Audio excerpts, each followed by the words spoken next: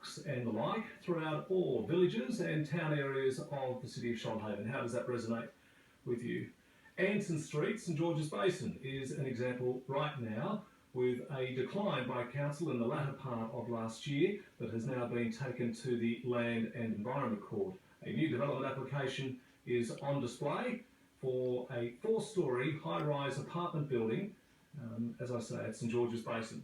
Now, Maureen Webb, if you could just introduce yourself, your position with the local forum, please. Well, I'm with the Basin Villages Forum, and residents have come to us for assistance, and we're working on a committee, and there's an amended plan. The application went into the Land and Environment Court, as you probably know, and after they had a conciliation conference with the Land and Environment Court at St George's Basin in January, the landowner or the applicant amended his plan. Now we're just researching to find out what has been done to benefit the community or to change anything. Now at the court hearing, there were 7 speakers that spoke to the Commissioner, and there were 7 different issues that we spoke about, and only one of those issues had been addressed, and we're sure that it hasn't been addressed totally. All right, well, let's speak to those. You said 7 from the amendments. Is the appearance, let's start with that, is the appearance of the building that different? Well, looking at the plans, no, it doesn't seem to have made too much difference. The building has actually been moved a little bit forward, or the back flats have been stepped. They're saying that it may have changed the shading on the village that's next door. The reboundary? Yes, at the back, yes. And depriving of natural sunlight, do you expect? It will be deprived, yes. The villages next at the back will be deprived of sunlight, yes. The traffic issue on Anson Street, this is the IGA entrance and the exit road, and the increased traffic in and around that area there. Do you think that's been a factor? Well, I don't know whether you know Anson Street at all, but it's a very narrow street. There's no parking allowed in the section where the building is to be and up the road. It's just part way down Anson Street that parking is permitted, but once you park on there, getting through is another situation because it's quite difficult. It's really should only be a one-way street. And the overflow parking, even for visitors, perhaps, or even extra residents? I don't know where overflow could go because there's no parking outside.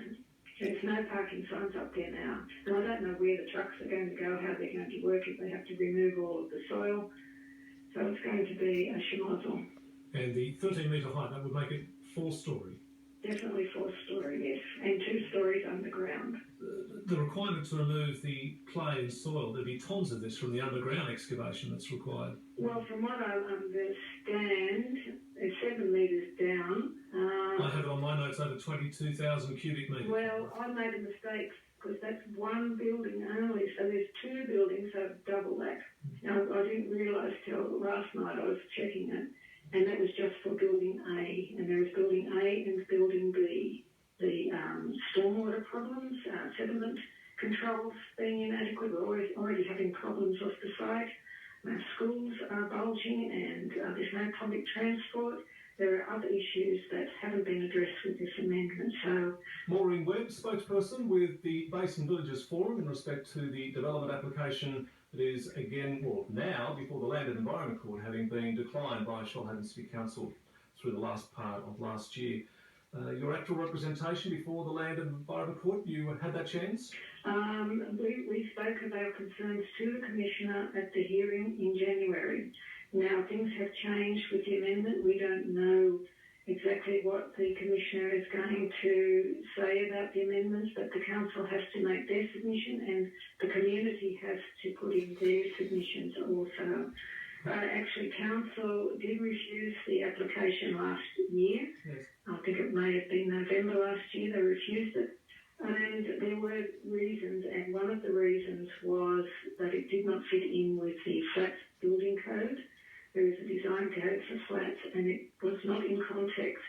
So that was one of, I think it was State Environment Planning Policy 65, that did not fit in. Well, it hasn't changed that, so it still doesn't fit in with our area.